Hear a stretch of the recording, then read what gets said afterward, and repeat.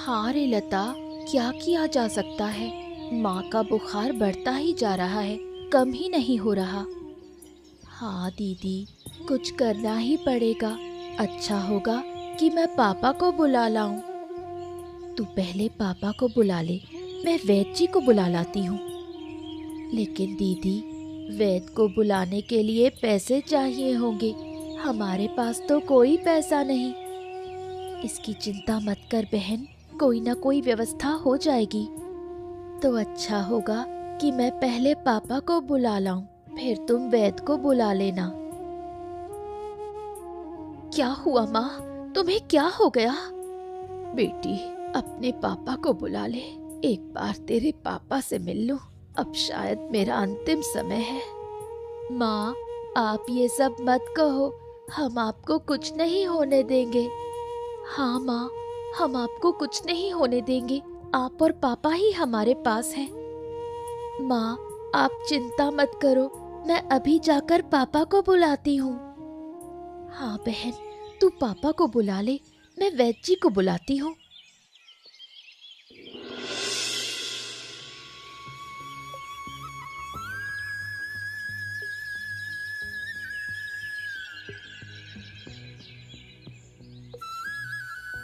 अरे क्या रे लता, ऐसे समय में तू यहाँ? तेरी माँ की तबीयत ठीक है ना? पापा, माँ की तबीयत ठीक नहीं है, आप घर चलिए। क्यों रे लता, क्या हो गया? क्या तेरी माँ को हो क्या गया है? पापा, माँ को दोपहर से बहुत बुखार है, कम ही नहीं हो रहा। क्या बात कर रही है? मुझे पहले क्यों नहीं बताया? अरे तरु तो माँ के पास है ना? नहीं पापा, दीदी वैद्य को लेने गई है। उन्होंने मुझे कहा है कि आपको बुलाकर घर लाऊं। अरे तू चल चल लता, चल चल चल चल चल। हाँ पापा, जल्दी घर चलते हैं।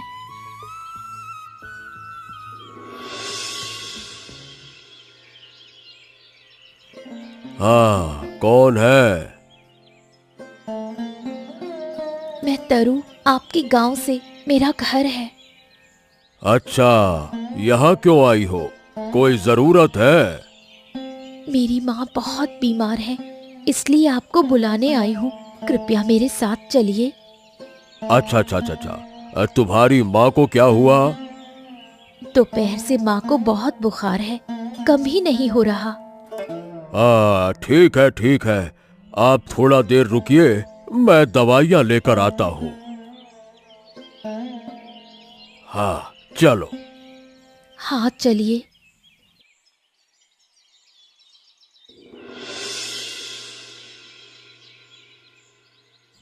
लता, वैद्य जी को बैठने दो।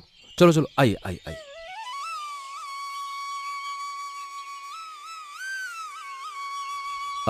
वैद्य जी, देखिए आप क्या कुछ कर सकते हैं। बुखार कम नहीं हो रहा है। हाँ, आप चिंता मत करें, मैं देखता हूँ कि क्या किया जा सकता है। क्या हुआ वैद्य जी, आपका चेहरा गंभीर क्यों है? आ, ये बात ये है कि ये बहुत ही कठिन रोग है। धीरे धीरे महिला की तबीयत खराब हो रही है। हाँ, सच कहूं तो अब कुछ भी किया जाना संभव नहीं है। क्या? ये क्या कह रहे हैं आप वैद्य जी? कुछ तो किया जा सकता है, ऐसे कैसे कह रहे हैं आप? देखिए, अब कुछ भी नहीं किया जा सकता, अब सब भगवान के हाथ में है। तरु, यहाँ आओ।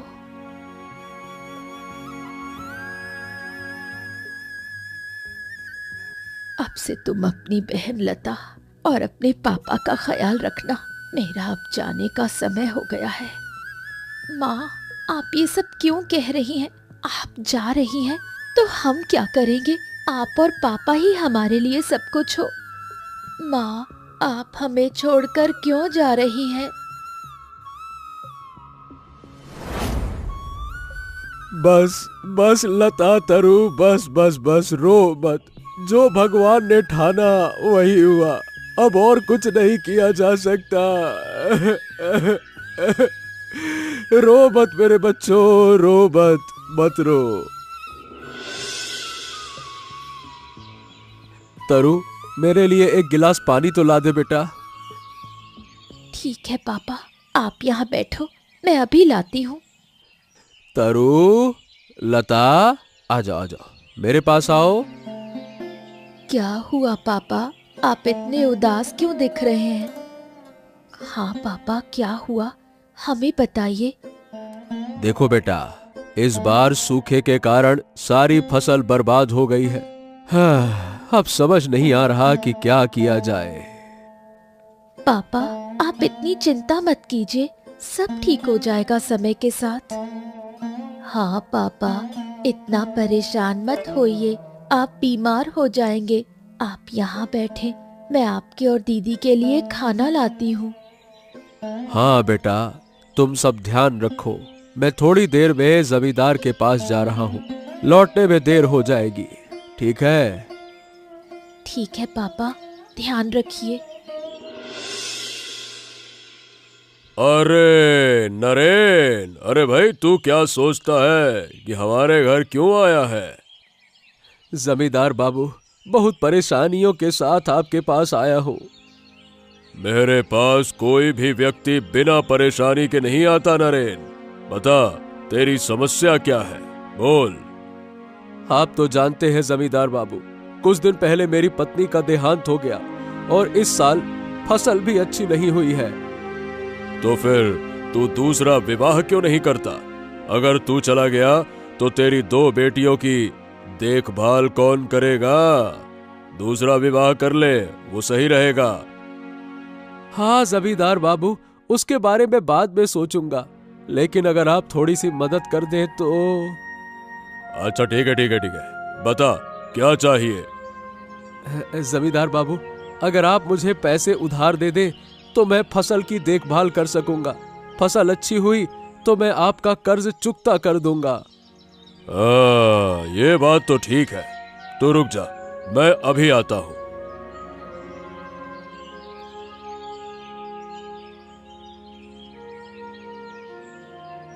ये ले, लेकिन फसल की कटाई के साथ साथ सारा पैसा ब्याज सहित वापस कर देना, समझ गया?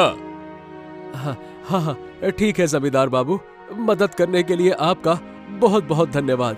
धन्यवाद। हाँ ठीक है, अब जा, समय पर पैसा लौटाना मत भूलना, ठीक है? अरे, तुम्हारे चेहरे इतने फूले हुए क्यों हैं? यहाँ क्या कर रही हो? तुम्हें तो मैंने सब काम करने को कहा था और तुम खेल रही हो। माँ, आप ऐसे क्यों बोल रही हैं? हम अभी थोड़ी देर पहले काम करने के बाद ही खेलने आए थे। कौन सा काम किया तुमने? सुना है सिर्फ कपड़े धो दिए। अब जो काम बाकी है वो खत्म करो, नहीं तो आज तुम्हें खाना नहीं मिलेगा। माँ, आप ऐसे क्यों कह रही हैं? हम आपकी ही बेटियां हैं। मैं तुम्हें अपनी बेटी नहीं मानती।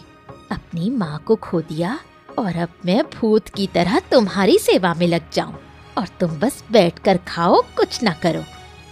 माँ, हमारे साथ ऐसा मत करो, हमें बहुत कष्ट होता है जब आप बुरा व्यवहार करती हैं। देखो, तुम बहुत बोलती हो और एक बात कही तो तुम्हारा मुंह तोड़ दूंगी। शरारती बच्ची, अब सब काम खत्म करो, तुम्हारे पापा के आने से पहले। दीदी, माँ हमारे साथ ऐसा क्यों करती है? हमने कुछ गलत नहीं किया। अगर हमारी माँ जिंदा होती तो हमें इतना दुख नहीं मिलता। चिंता मत कर बहन, सब ठीक हो जाएगा। चलो अब काम खत्म करते हैं, नहीं तो बाद में पापा के साथ झगड़ा होगा और उन्हें बुरा लगेगा। हाँ दीदी, चलो। क्या भाई, अभी तक काम कर रहे हो? अरे भैया, घर वर नहीं जाओगे क्या? शाम हो गई है, थके भी नहीं क्या? हाँ, और क्या करूं हरीश भाई, घर में 2 बेटियां और पत्नी है, काम ना करूं तो उन्हें खिलाऊंगा कैसे? हाँ हाँ भाई, तुम कहे तो ठीक रहे हो। और तुम्हारा आलू का खेत कैसा है? अच्छी फसल हुई होगी। हाँ भाई, इस बार तो फसल बढ़िया लगेगी, मजा आ जाएगा। अच्छा हरीश भाई, कितने दिन लगेंगे आलू उठाने में? कुछ दिन और है। और तुम्हारी माँ कैसी है? हाँ भाई, माँ सब अच्छी है और कोई समस्या नहीं है, सब बढ़िया है। हाँ, तू अच्छे से देखभाल करना। पैसों की कमी के कारण तुम्हारी पत्नी इलाज नहीं करा पाई और वो हमसे दूर चली गई। हाँ भाई, माँ का तो मैं बहुत अच्छे से ध्यान रखूंगा, बिल्कुल लापरवाही नहीं। हाँ सही बात है। तुम्हारी पत्नी चली जाने के बाद से अभाव ही अभाव है। आज अगर जमींदार बाबू ना मदद करते तो शायद बिना खाए पिए अपनी पत्नी और बच्चों के साथ मरते हम लोग। अरे मन छोटा मत कर भाई, समय के साथ सब ठीक हो जाता है। अच्छे दिन एक दिन जरूर आएंगे, चिंता मत। हाँ, ये समझ ले कि बच्चों की अम्मा की बड़ी याद आती है। अगर मेरे पास पैसे होते तो उसका अच्छे से इलाज करा पाता, वो अकाल में हमसे दूर न जा पाती। हाँ समझ रहा हूँ, मन छोटा मत कर, दुखी मत कर, एक दिन सब अच्छा हो जाएगा। चल अब घर चलते हैं, चल। हाँ, चलो, शाम हो गई है, घर चलते हैं, कल फिर से काम करेंगे।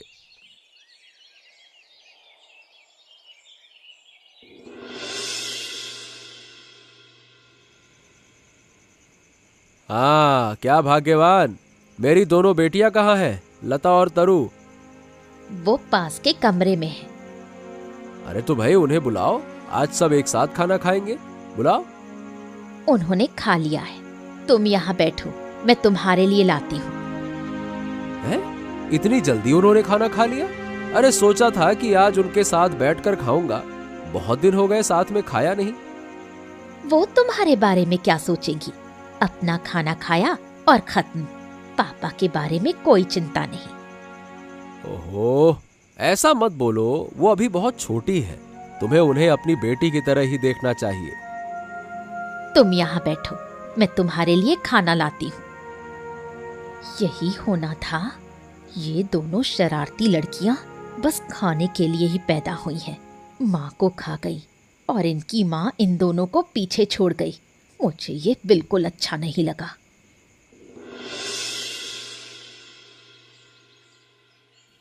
अरे बेटा तरु, लता, मुझे आज हाट जाना है, लौटने में देरी होगी तो अपना ध्यान रखना, है ना?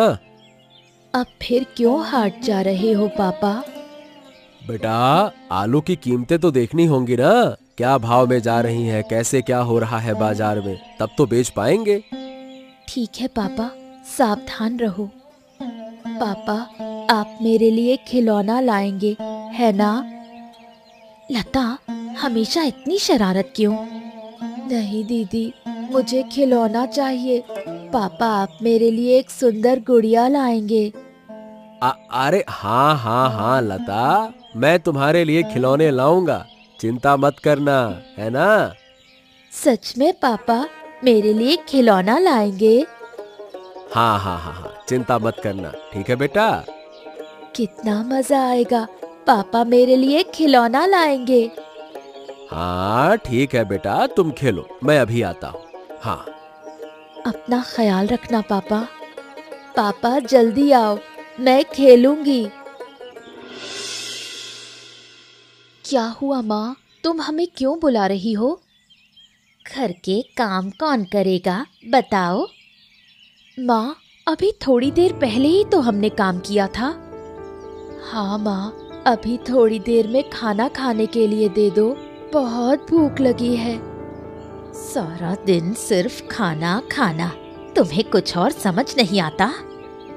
माँ, तुम ऐसे क्यों बोल रही हो? भूख लगी है, थोड़ा सा तो खिला दो। बार बार मुंह खोलोगी, पहले काम करोगी, तब तुम्हें खाना दूंगी। माँ, बहन बहुत छोटी है, उसे थोड़ी भूख लगी होगी, मैं सारे काम कर दूंगी। तुम दोनों में से किसी को खाना नहीं दूंगी, पहले सारे काम करो, नहीं तो आज तुम्हें खाना नहीं मिलेगा। ठीक है माँ, मैं सारे काम कर रही हूँ। माँ, अब छोटी बहन को खाना दे दो, वो बहुत भूखी है। घर में जरा भी खाना नहीं, थोड़ा पानी था और चावल, मैंने लालू को दे दिया था। माँ, तुमने सारा खाना अपने कुत्ते को दे दिया और हम भूखे बैठे हैं। तुमने एक बार भी इस बारे में नहीं सोचा। तुम्हारे बारे में सोचना मेरा काम नहीं। अब यहाँ से जाओ, मुझे थोड़ा आराम करने दो।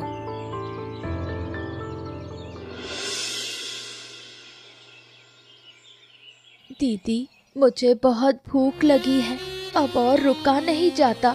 जल्दी करो, खाना कब मिलेगा? लता, खाना लगभग बन गया है, जैसे ही बन जाएगा तुझे खिलाऊंगी। बहन, तुम हाथ मुंह धोकर आओ, मैं तुम्हें खिलाती हूँ। अरे, यहाँ खाना चुपके से चोरी करके खाया जा रहा है और मैं तुम दोनों को ढूंढ रही थी। क्यों माँ, क्या हुआ? बिना काम किए चोरी करके खाना खा रही हो तुम? माँ, तुमने हमारे लिए खाना नहीं बचाया और अब तुम हमारे लिए खाना भी नहीं बनाओगी। हम क्या करें बताओ? तो फिर तुम लोग यहाँ छुपकर खाना खाओगी? माँ, हम यहाँ चोरी नहीं कर रहे, अपने ही घर का खाना खा रहे हैं। उसे क्या चोरी कहोगे? बहुत बोलती हो तुम। देख रही हूँ तुम चोरी करके खाना खा रही हो और इतनी जबान चला रही हो। माँ, अगर तुम हमें चोर कहोगी तो मैं सब कुछ पापा को बता दूंगी, जो मैंने कभी नहीं कहा। एक तो चोरी करती हो, ऊपर से सीना जोरी करती हो। एक दिन तो तुम्हें अपना हिसाब देना होगा।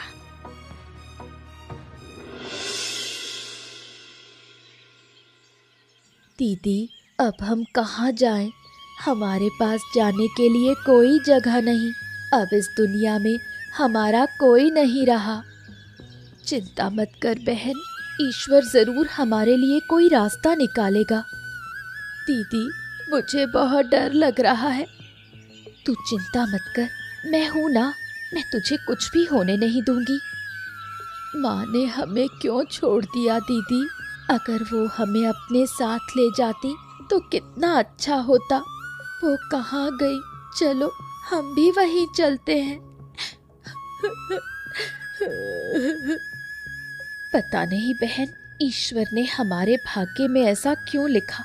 हमने क्या बुरा किया?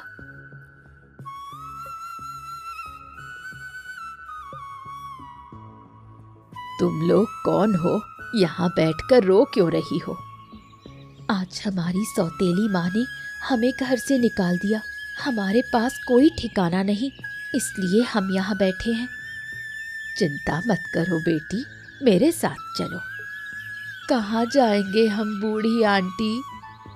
मेरे घर चलो। तुम्हारी तरह मेरा भी कोई नहीं है इस संसार में, तुम मेरे साथ रह सकती हो। पर बूढ़ी माँ, अगर हम तुम्हारे साथ गए तो तुम्हें तकलीफ तो नहीं होगी? नहीं बिटिया, मेरा कोई नहीं है, मैं अकेली रहती हूँ। चलो, शाम होने को है।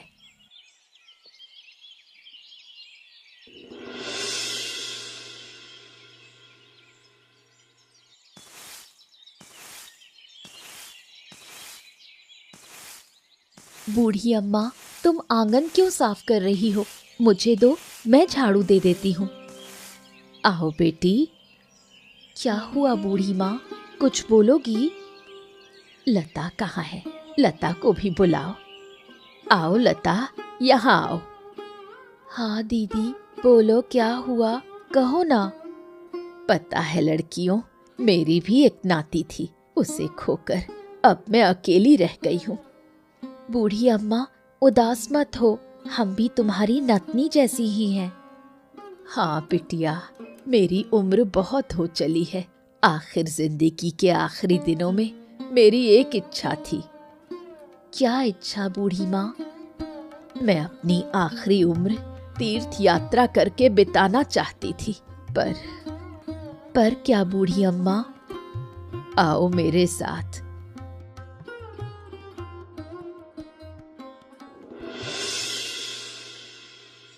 ये तो एक तालाब है बूढ़ी अम्मा। हाँ बेटी, ये तालाब साधारण नहीं है। एक समय मेरी नतनी इसी तालाब में डूबकर मर गई थी, तब से मैंने उसे बहुत संजो कर रखा है। एक रात मेरे सपनों में नतनी की आत्मा ने कहा कि ये तालाब मेरे लिए कुछ देता है, तब से मैं इस तालाब की बहुत परवाह करती हूँ। देखो कितना साफ है ये तालाब। अब जो कुछ भी मेरी जरूरत होती है मेरे लिए ये तालाब दे देता है। तुम क्या कह रही हो बूढ़ी अम्मा? मैं तुम्हारी बात समझ नहीं पा रही। पहले ध्यान से सुन, तब सब समझोगी। जब से मुझे पता चला कि मेरी नतनी की आत्मा इस तालाब में अटकी है, तब से मैं इस तालाब की देखभाल करती आई हूँ। देखो ना, ये तालाब कितना साफ है। अब मेरी हर जरूरत इस तालाब से पूरी होती है। तुम पागल तो नहीं हो बूढ़ी अम्मा? तालाब कैसे तुम्हारी जरूरतें पूरी करेगा? ठीक है, अब देखो, मेरी इच्छा के लिए तालाब एक बड़ी मछली दे दो। वाह, सच में ये माया का तालाब है। हाँ बेटा, ये सच है। इतने दिनों तक मैं अपनी आखिरी इच्छा पूरी नहीं कर पाई, क्योंकि मैं तालाब छोड़कर तीर्थ पर नहीं जा पा रही थी। आज से ये तालाब तुम्हारा है, पर ध्यान रखना, जरूरत से ज्यादा यदि तुम तालाब से मांगोगे तो वो तुम्हें वहीं बंदी बना देगा। बूढ़ी अम्मा, तुम ये तालाब हमें दे रही हो तो तुम कहाँ जाओगी? मेरा समय आ गया है। जब वो जिंदा थे तो उन्होंने कहा था कि मैं एक बार जीवन में तीर्थ यात्रा करूं। अब वही समय आ गया है। मैं तीर्थ जाऊंगी, शायद लौट कर ना आऊं। तुम लोग इस तालाब का ध्यान रखना। नहीं बूढ़ी अम्मा, मैं तुम्हें कहीं नहीं जाने दूंगी। तुम्हारे अलावा हमारा इस दुनिया में कोई नहीं। नहीं बहन, हम बूढ़ी अम्मा को रोक नहीं पाएंगे। उन्हें अपनी मनोकामना पूरी करने दो। तो हम कहाँ जाएंगे? हम कहीं नहीं जाएंगे।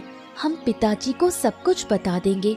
फिर पिताजी के साथ हम बाकी जिंदगी इसी तालाब के किनारे बिताएंगे।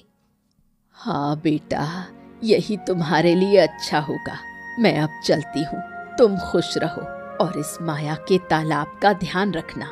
अगर तीर्थ के बाद मेरी कुछ जरूरतें बची तो मैं लौटकर तुम्हें देखूंगी। अब मुझे विदा दो।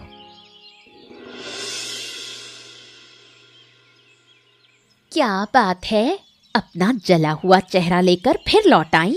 तुम्हें तो मैंने कल ही घर से निकाल दिया था। कोई शर्म नहीं। माँ, हम यहाँ रहने नहीं आए। पापा कहाँ हैं? आप पापा को बुलाओ। मैं जमींदार से लिए हुए कर्ज का पैसा वापस दे दूंगी और फिर हम चले जाएंगे। तुम्हारे हाथ में ये पैसे? इतनी रकम कहाँ से लाई तुम? कहीं तुमने चोरी की क्या? मुझे चोर बिल्कुल भी मत कहना। तो फिर बताओ, ये पैसा तुमने कहाँ से पाया? ये माया के तालाब ने हमें दिया है। तुम मजाक कर रही हो? तालाब पैसे देता है क्या? हाँ माँ, उस तालाब से जितनी जरूरत होगी उतना ही देगा, पर अगर ज्यादा मांगोगे तो तालाब तुम्हें बंदी बना लेगा। ये बच्चे इतने छोटे हैं, ऐसे झूठ नहीं बोल सकते। सच मानना चाहिए। अगर सच होगा तो मैं बहुत बड़ी मालकिन बन जाऊंगी। अगर झूठ है तो मैं इन्हें तालाब में छोड़कर इनके पैसे ले लूंगी। अच्छा, चलो मेरे साथ, मैं अपनी आंखों से देखूंगी, तब मानूंगी।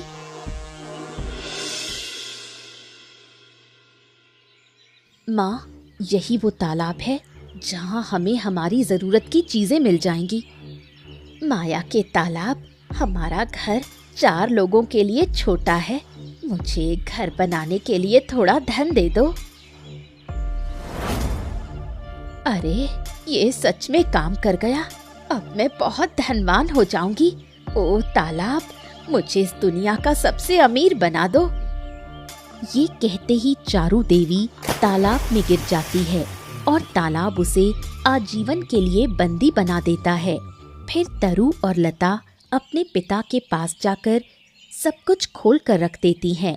बाद में उनके पिता दोनों बेटियों को लेकर तालाब के किनारे